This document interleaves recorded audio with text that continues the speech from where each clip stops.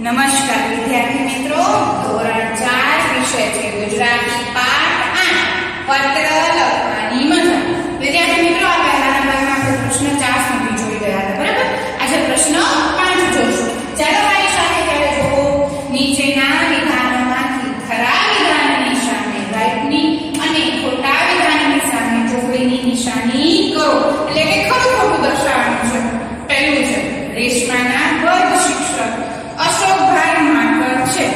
આ વિધાન ખોટું આવશે. ત્યારબાદ બીજું, વેકેશનમાં બાળકો ગણવેશ પહેરીને ફરશે. આ વિધાન પણ ખોટું છે. ત્યારબાદ ત્રીજું, અક્ષરોનો વળાંક એક સરખો હોવો જોઈએ. પત્ર લેખનમાં અક્ષરોનો વળાંક કેવો હોવો જોઈએ? એક સરખો. આ વિધાન સાચું છે. ત્યારબાદ વિદ્યાર્થી મિત્રો, પ્રશ્ન નંબર 6, નીચેના વાક્યો કોણ બોલે છે તે લખો. બરાબર વિદ્યાર્થી મિત્રો, પહેલું છે સાહેબ પત્ર કેવી રીતે લખાય? સૌપ્રથમ તો વિદ્યાર્થી મિત્રો આપણે આખો પાઠ વાંચીશું અને પાઠ વાંચ્યા પછી જ આપણને ખબર પડશે કે આ વાક્ય કોણ બોલે છે અને કોને કહે છે. બરાબર? સાહેબ પત્ર કેવી રીતે લખાય એ એના વર્ગ શિક્ષકને પૂછે છે. કોણ પૂછે છે?